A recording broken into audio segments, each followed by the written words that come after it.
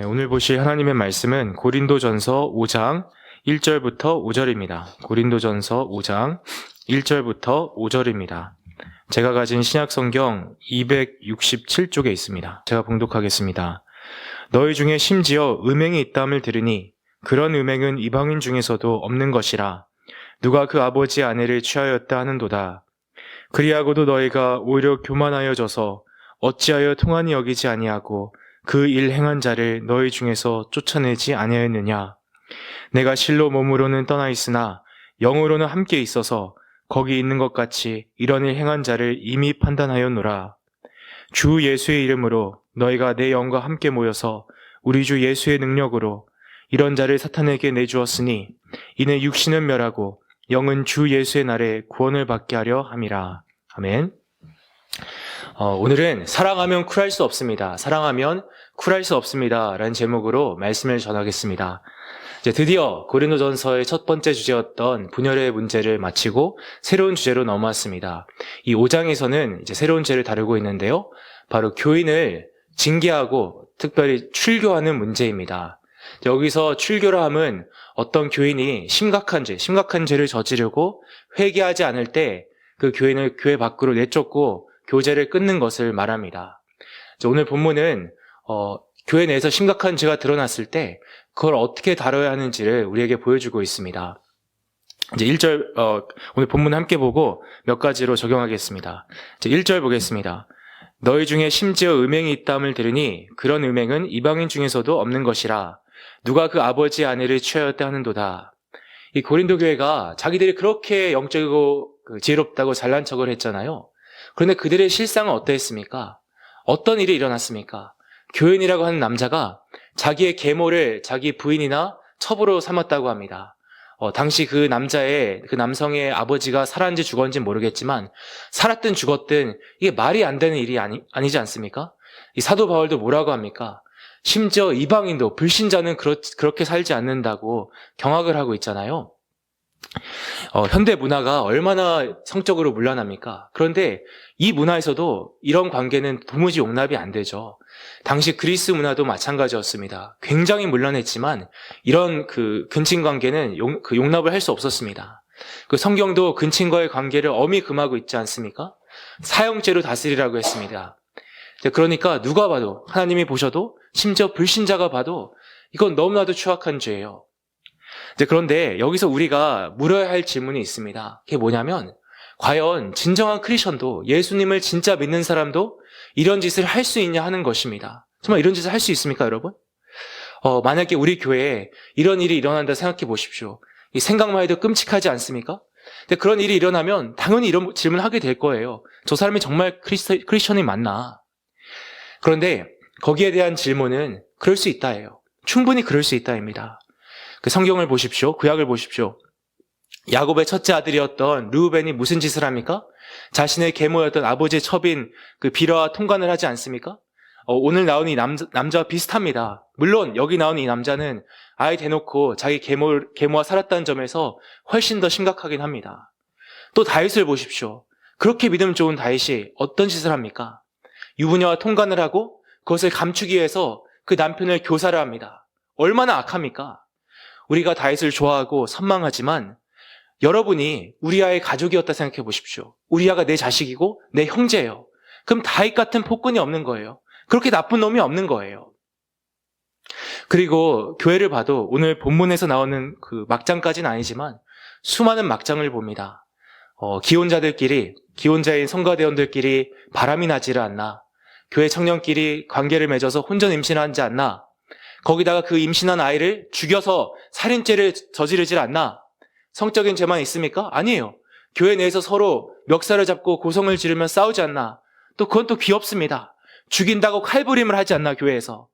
별의별 일이 다 일어납니다. 예수를 믿는다는 사람들이 별의별 짓을 다 합니다. 그런데 물론 그 사람이 가짜라서 정말 예수님을 믿지 않아서 그런 짓을 하는 걸 수도 있어요. 하지만 기억하십시오. 아무리 우리가 거듭나고 예수님을 믿는 사람이라 할지라도, 구원받은 하나님의 자녀라고 할지라도 우리 안에 여전히 죄성이 남아있어요. 그 뜻은 이런 짓을 할 수 있다는 거예요. 그래서 어떻게 저런 짓을 해? 나는 저런 짓은 난 절대 저런 짓을 안 하지. 자만할 게 아니라 항상 겸손해야 합니다. 우리가 주기도문에서도 예수님께서 어떻게 가르쳤죠? 시험에 들게 하지 마시고 유혹에 빠지지 말게 하시고 악에서 구하소서. 그런 겸손한 간절한 마음을 가지고 경각심을 가져야 합니다. 나도 충분히 타락할 수 있어요. 그런 겸손함을 가지기 바랍니다. 그런데 여기 나온 이 남성이 정말 나빴던 것은요, 나쁜 짓을 하고 회개하지 않았다는 거예요. 한편으로는 예수를 믿는다고 했어요. 나 예수 믿는 사람 맞습니다 라고 하면서 회개하기를 거부했다는 거예요. 그런데 이게 뭐가 잘못됐는데, 내가 내 계모를 데리고 살겠다는데 뭐가 잘못됐는데요? 라고 고집을 피웠다는 거예요. 그 모든 사람이 이 커플에 대해서 알았을 것입니다. 교회는 당연히 알고요. 심지어 이 고린도 도시 전체에 다 알았을 거예요. 얼마나 교회 그리고 하나님의 얼굴에 먹칠이었겠습니까? 이제 2절 보겠습니다. 그리하고도 상황이 이러한데 너희가 오히려 교만하여져서 어찌하여 통한이 여기지 아니하고 그 일 행한 자를 너희 중에서 쫓아내지 아니하였느냐. 여기서 바울은 단순히 남자에게만 화를 내는 것이 아니라 교회 전체에게 역정을 내고 있습니다. 그런데 여러분, 왜 고린도 교회는 이 남자에게 아무 징계를 내리지 않았습니까? 왜 아무 조치를 취하지 않았습니까? 그 자세한 내용은 안 나오지만 아마 세 가지 정도 이유가 있었을 것 같아요.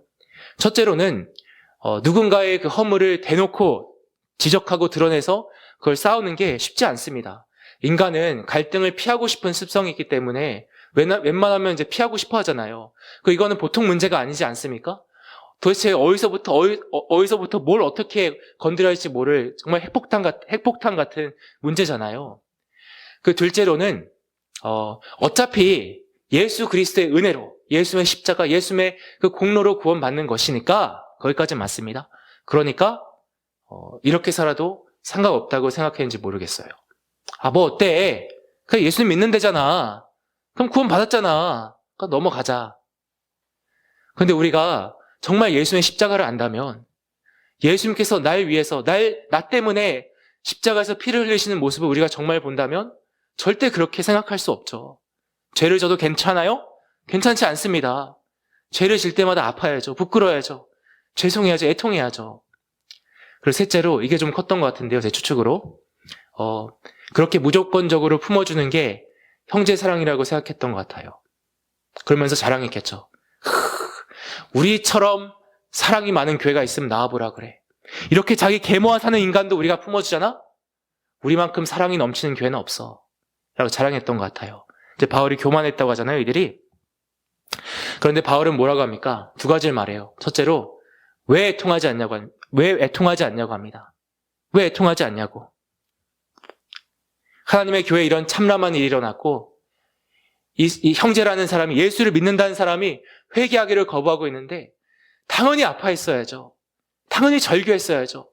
내 형제가, 내 지체가 이 꼬라지를 보이고 있는데 당연히 눈물을 흘렸어야죠. 호소를 했어야죠. 어떻게 이렇게 쿨할 수가 있습니까? 내 자식이 그렇게 산다고 생각해 보십시오. 억장이 무너지지 않겠습니까? 그냥 쿨할 수 있습니까? 고린도 교인들은 이 남자를 사랑한 게 아니에요. 사랑하면 쿨할 수 없습니다. 반드시 개입하게 돼 있어요. 절규하게 돼 있어요. 호소하게 돼 있어요. 그러지 말라고. 그리고 둘째로 그 사람을 쫓아내라고 합니다. 출교시키고 연을 끊으라는 거예요. 사실 마태복음 18장에 보면 예수님께서 출교에 대해서 4가지 절차를 세우십니다. 그러니까 누구를 출교를 시키려면 일반적으로는 4가지 절차를 꼭 밟아야 돼요. 어떤 교인이 심각한 죄를 저질렀어요. 여러분, 심각한 죄여야 돼요. 우리가 웬만한 죄는 덮어주고 용서해줘야 됩니다. 우리가 좀 못돼 먹어서, 심성이 참 못돼 먹어서 내 죄와 허물은 어떻게든 감추려고 하지만 남의 죄와 허물은 어떻게 하죠? 들춰내고 씹는 걸 그렇게 좋아하잖아요. 그런데 그러면 안 되고 웬만하면 감춰주고 덮어주려고 해야 돼요. 왜? 하나님께서 날 그렇게 대하시니까. 하나님도 우리의 죄를 99.99999%다 덮으시잖아요. 일일이 다 지적하지 않으시잖아요. 당신의 아들의 피로 덮어주시잖아요. 우리도 덮어줘야 합니다. 하지만 이 죄가 이 정도를 넘어가면, 정말 그 사람의 구원이 의심될 정도로 너무 심하면 지적을 해야 돼요. 지적을 해야 됩니다. 첫째로 먼저 혼자 가서, 그걸 깨달은 사람이 먼저 혼자 가서 그 사람에게 회개를 촉구하라고 합니다. 형제님, 자매님, 그렇게 살면 안 돼요. 회개하세요. 촉구하라고 합니다. 그래서 만약 그 사람이 회개를 하면 만사 오케이입니다. 회개를 하면 괜찮아요. 덮어주고 용서해주고 거기서 끝내야 합니다. 예수 그리스도의 보혈을 씻지 못한 죄는 없어요. 그런데 그 인간이 회개를 안 해요. 이게 뭐가 잘못됐는데요? 오늘 남자를 따지자면 내가 내 계모를 데리고 살겠다는데 뭐가 잘못됐는데요? 우리 서로 사랑하는데 이렇게 나오면 둘째로 교인 두세 명을 증인으로 데리고 와서 재차 회개를 재촉하래요. 그러니까 웬만하면 안 가발리고 일을 크게 안 만들고 끝내려고 하는 거죠. 그런데도 불구하고 그 인간이 회개를 안 하면 이번에는 교회 전체에서 그 사람의 죄를 드러내고 교인 전부가 그 사람에게 회개를 촉구하라고 합니다. 그러니까 여기까지 오면 다 드러내고 지적을 해야 돼요, 교회 전체가. 근데 교회 전체가 지적함에도 불구하고 끝까지 회개를 안 하면 마지막 넷째로 그 사람을 출교시키래요. 출교는 일반적으로 리더 한두 사람이 불러가지고 당신 나가세요 라고 하는 게 아니라 교회 전체가 모여서 출교시키는 것입니다. 출교시키고 이방인처럼 여기라고 합니다. 연을 끊으라는 거예요. 그런데 오늘 본문을 보면 바울이 그 모든 절차를 건너뛰고 그냥 바로 출교를 명하고 있습니다. 쫓아내라고 합니다. 왜 그렇죠? 왜냐하면 이 고린도 교회가 징계와 출교에 대한 아무 의지도 안 보이고 있기 때문이었어요. 그리고 원래 예수님께서 이 절차를 세우신 이유는 회개할 기회를 주고 웬만하면 일을 안 키우고 무마시키려고 하는 것이었거든요. 근데 이건 이미 일이 다 퍼졌고 다 드러났고 이 남자가 회개하고 있지 않았다는 게 너무 분명했기 때문이에요. 그래서 바로 출교를 명한 것입니다. 이제 3절부터 5절 보겠습니다. 내가 실로 몸으로는 떠나 있으나 영으로는 함께 있어서 거기 있는 것 같이 고린도에 내가 있는 것 같이 이런 일 행한 자를 그 남성을 이미 판단하노라. 4절 주 예수의 이름으로 너희가 내 영과 함께 모여서 우리 주 예수의 능력으로 5절 이런 자를 사탄에게 내주었으니 이 내주었다를 내주라 라고 명령조로도 번역할 수 있습니다. 내주라. 이는 육신은 멸하고 영은 주 예수의 날에 구원을 받게 하려 함이라. 사실 이 구절이요 매우 문법적으로 복잡하고 이해하기 어렵습니다. 그래서 수많은 해석이 있어요. 하지만 그 핵심은 간단합니다. 뭐죠? 그 남성을 내쫓으라는 거예요. 출교시키라는 것입니다. 이제 바울이 육신적으로는 당시 에베소에 있었지만 고린도에 있지 않았지만 영적으로 성령님을 통해서 그들과 함께하면서 예수님께서 주신 그 사도의 권위로서 출교를 선포하고 있는 것입니다. 교회가 모여서 예수님의 이름으로 예수님의 권세로 그 형제를 출교하래요. 쫓아내래요. 그런데 여러분 이 출교를 뭐라고 표현합니까? 사탄에게 내준다고 표현합니다. 사탄에게 내주라. 섬뜩하죠? 이제 바울이 이 표현을 디모데전서에서 한 번 더 쓰거든요. 똑같은 표현을. 그러니까 신약 전체에서 딱 2번만 쓰입니다. 여기서 그 디모데전서에서. 근데 안타깝게도 바울이 그게 뭔지 정확히 설명해 주고 있지 않습니다. 우리가 확실히 알 수 있는 것은 이 사탄에게 내준다는 뜻이 그 교인을 지옥으로 보낸다는 뜻은 아니라는 거예요. 출교 당한다고 반드시 지옥 가는 것은 아닙니다. 예수님을 안 믿어야 지옥 가는 거지. 교회는 어떤 사람을 지옥으로 보낼 권세가 없어요. 오직 하나님께만 그 권세가 있습니다. 제 생각으로는 이 사탄에게 내준다는 것이 뭐냐면 그 교인을 사탄의 영역과 영향력 안으로 온전히 내보낸다는 뜻인 것 같아요. 우리가 교회 안에 있으면, 교회 공동체 안에 있으면 하나님께서 주시는 그 최소한의 은혜와 보호가 있습니다. 물론 내가 개인적으로 하나님과의 관계를 읽어나가면서 하나님의 은혜와 보호를 더 받아야 돼요. 공급을 받아야 돼요, 능력을. 하지만 내가 아무리 좀 모자라고 나이롱이라고 할지라도 내가 교회 안에 있기 때문에, 내가 공동체 안에 있기 때문에 하나님께서 주시는 그 최소한의 은혜가 있단 말입니다. 그런데 그 공동체 밖으로 쫓겨나면 그 최소한의 은혜가, 그 보호막이 걷어진다는 거예요. 사탄이 사탄의 본격적인 공세가 들어온다는 것입니다. 그래서 사탄이 그 사람을 어떻게 한다고 하죠? 그 사람의 그 육신을 멸한다고 합니다. 육신을 멸한다. 무섭죠? 근데 여기 크게 두 가지 해석이 있는데요. 첫째는 그 교인의 몸을 질병으로 친다는 거예요. 이제 다른 이유였긴 했지만 죄 때문에가 아니었지만 욥의 몸도 사탄이 질병으로 치지 않았습니까? 마찬가지로 사탄이 그 교인의 몸을 질병으로 쳐서 정신을 차리게 한단 말입니다. 그 둘째는 여기 나온 육신을 그 사람의 몸이 아니라 죄로 해석합니다. 그러니까 우리가 바울이 그러잖아요. 우리의 육신을 날마다 십자가에 못 박아야 한다고 하잖아요. 내 죄성을 십자가에 못 박아야 한다는 뜻이잖아요. 마찬가지로 사탄이 엄청 괴롭혀서 그 고난 때문에 그 사람이 정신을 차리고 그 죄성을 버리고 죄를 버리고 회개하게 된다는 거예요. 주께로 돌아오게 된다는 말입니다. 그래서 구원을 받는다는 말입니다. 이제 두 해석 다 일리가 있는데 저는 이제 둘째 해석이 좀 더 맞다고 생각합니다. 그러니까 교회가 어떤 심각한 죄를 저지르고 회개하지 않은 교인을 출교하면 하나님께서 그 최소한의 영적인 보호막을 걷어가시고 사탄이 엄청나게 그 사람을 괴롭히게 돼요. 그래서 그 괴로움 때문에, 그 고난 때문에 그 사람이 정신을 차리고 회개하게 되는 것이, 회복되는 것이 영적으로 출교의 목적입니다. 출교의 목적은 단순히 교인을 쫓아내는 게 아니에요. 아유, 저 꼴도 보기 싫은 놈 쫓아내는 게 아니에요. 그 형제를 회복시키는 게, 회개시키는 게 목적입니다. 그런데 여기 보면 구원을 받게 하려 함이라고 나오잖아요. 이 그리스어 문법을 보면 이 구원을 받다라는 말이 확실히 구원을 받는다가 아니라 구원을 받을 수도 있단 말입니다. 무슨 말이냐면 출교를 한다고 해서 그 형제가 확실하게 회개한다는 보장이 없다는 거예요. 회개할 수도 있고 안 할 수도 있다는 것입니다. 그런데 왜 이렇게 말하죠? 아니, 출교 당하건 말건 주 예수를 믿으면 구원받는 거 아닙니까? 왜 이렇게 말하죠? 주 예수를 믿으면 구원받는 거 아니에요? 맞습니다. 주 예수를 믿으면 구원받아요. 그런데 어떤 교인을 출교시킬 당시에는 그 사람의 믿음이 진짜인지 가짜인지 모르겠다는 것입니다. 정말 모르겠다는 것입니다. 여러분, 오늘 나오는 이 파렴치한 이 남성이 진정한 크리스천입니까? 그 믿음이 진짜입니까? 정답은 몰라요. 모릅니다. 하지만 그 사람이 정말 크리스천이라면 출교당했을 때 결국 회개하고 돌아올 것이고, 만약에 애당초 가짜였다면 회개하지 않고 계속 그렇게 살다가 지옥으로 간다는 거예요.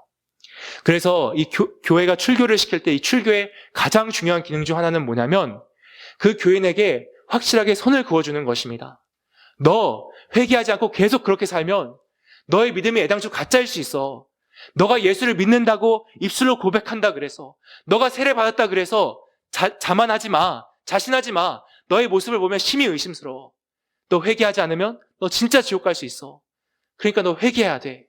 확실하게 선을 그어주고 경고를 해주는 것입니다. 그런 의미에서 출교는 꼭 필요하고 굉장히 중요합니다. 이게 오늘 본문의 내용입니다. 두 가지로 간단히 적용하겠습니다. 첫째로, 교회의 징계는 선택사항이 아니라 필수사항입니다. 필요하면 반드시 징계해야 됩니다. 그것이 하나님의 뜻이에요. 오늘 바울도 고린도 교인들에게 그 사람을 쫓아내라고 제안하지 않습니다. 야, 얘들아, 저 사람 너무 하잖아. 쫓아내는 게 좋지 않겠니? 라고 하지 않아요. 쫓아내라고 합니다. 쫓아내라고. 마찬가지로 예수님도 회개하지 않는 형제가 있으면, 끝까지 회개하지 않으면 쫓아내라고 명령하십니다. 그러니까 출교는, 징계가 필요하면 출교는 하나님의 명령이에요. 사실 대부분의 교회가 이 부분에 있어서 많이 미흡합니다. 우리 교회도 사실 미흡해요. 왜냐하면 우선적으로 교인 수가 주는 걸 보고 싶지 않고요. 더 나아가서 현대 사회에서 이 징계와 출교에 있어서 별로 실효성이 없기 때문입니다. 이 교회에서 쫓겨나면 어떻게 하면 되죠? 옆에 있는 교회로 가면 돼요. 회개할 필요 없습니다. 그리고 쫓겨난 사람이 가만히 있겠습니까? 자신의 허물과 잘못은 싹 감추고 자기를 쫓아낸 그 교회를 엄청나게 험담하겠죠. 온갖 거짓말로 음해하겠죠. 또 잘못하면 교회를 고소할 수도 있습니다. 특히 미국처럼 심심하면 고소한 나라에서는 명예훼손으로 교회를 심심치 않게 고소하기도 해요.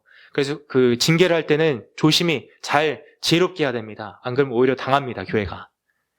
그리고 반대로 교회가 이 징계와 출교를 남용하고 악용한 경우도 많습니다. 하지만 이렇게 징계가 어렵고 또 실효성이 별로 없고 쉽게 악용될 수 있지만 그래도 필요하면 징계하는 것이 하나님의 뜻이에요. 하나님의 뜻입니다. 그래서 신실하게, 지혜롭게, 그리고 가장 중요하게 애통하는 마음을 가지고 징계를 해야 돼요. 마치 내 자식을, 내가 사랑하는 자식을 징계하고 집에서 쫓아내는 심정으로, 그런 무너지는 심정으로 해야 합니다. 절대로 기쁜 마음, 통쾌한 마음, 아유, 저 꼴도 보기 싫은 인간, 저 알터니 같은 인간 빨리 쫓아내야겠다, 그런 마음으로 하면 안 되고요. 하나님이 절대로 기뻐하지 않으십니다.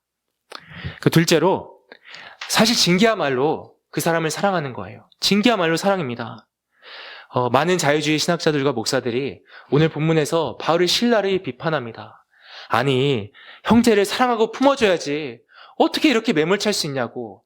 자기도 예수 믿는 자를 핍박하고 죽였던 주제에, 은혜로 구원받았던 주제에 너무한 거 아니냐고 아우성입니다. 이 자유주의 신학자들은, 그 목사들은 이 성경이 하인 말씀인 걸 안 믿잖아요. 그러니까 바울이 그냥 썼다고 생각하고 바울만 욕하는 거예요. 그래서 근친상간을 하든 동성애를 하든 혼의 동거를 하든 무슨 짓을 하든 무조건 품어주래요.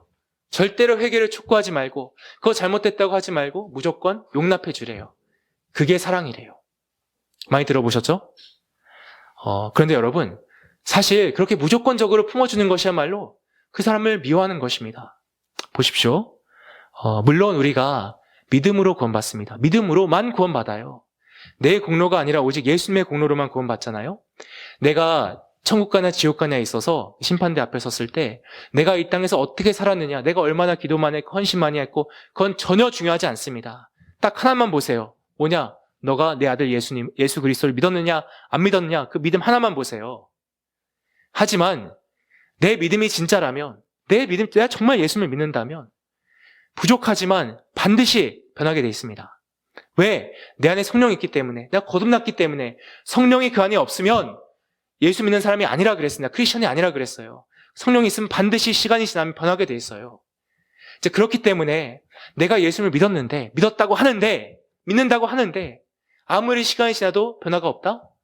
그럼 애당초 내 믿음이 가짜일 수 있어요. 예를 들어서 내가 예수님을 믿기 전에 남봉꾼이었어요. 근데 예수님을 믿고 난 후에도 아무 거리낌 없이 툭하면 바람 펴요. 아무 양심의 가책이 없어요. 내가 예수님을 믿기 전에 동성애자였어요. 근데 예수를 믿고 나서도 계속 동성애를 행해요. 아무 거리낌이 없어요. 아예 남자가 살아요. 이게 뭐가 문제냐고 그래요. 내가 예수 믿기 전에 그 알코올 중독자였는데 예수님을 믿은 후에도 예수를 믿는다고 하면서도, 사랑한다고 하면서도 거의 매일 고주망태가 됩니다. 이게 뭐가 잘못된 거냐고 합니다. 내가 예수 믿기 전에도 사기꾼이었는데 예수 믿은 후에도 사기를 치고 삽니다. 물론 우리가 다 약점이 있어요. 넘어지는 부분이 있죠. 쉽게. 근데 아무 회개가 없다면, 아무 몸부림이 없다면, 아무 애통함이 없다면 그 믿음이 애당초 가짜였을 수 있다는 거예요.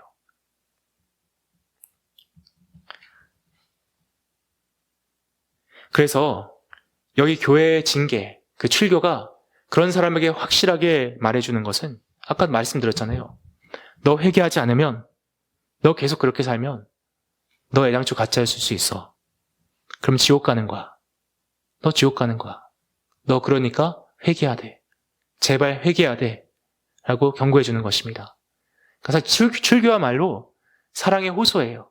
사랑의 절규입니다. 사랑하기 때문에 가만히 있을 수 없는 거예요.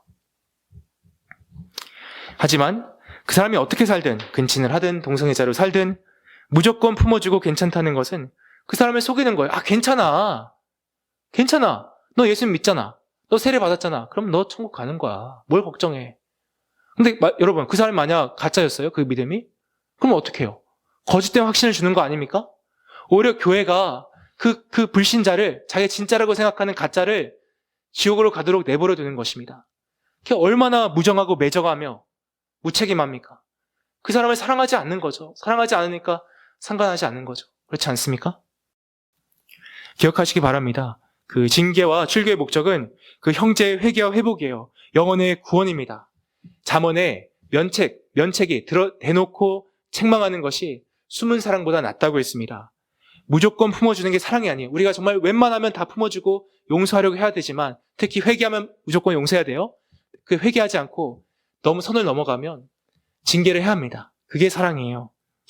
물론 교회가 그 징계와 출교하는 데 있어서 그 권위를 악용하고 남용할 수 있어요. 심각한 죄 때문이 아니라 그냥 개인적인 원한, 이게 많더라고요. 그냥 그놈이 꼴 보기 싫어서, 아니면 정치적인 셈법, 별거 아닌 것 때문에 그냥 나랑 생각이 좀 다르다고 쫓아내는 경우도 많이 봤습니다. 그래서 징계를 하는 입장이 되면, 어떤 리더십의 입장이 되면 내가 이 징계를 하는 게 정말 맞는 것인가? 끊임없이 눈물을 뿌리면서 기도해야 됩니다. 하나님, 이게 정말 맞습니까? 그리고 무엇보다 그 대상을 불쌍히 여기는 마음이 있어야 합니다.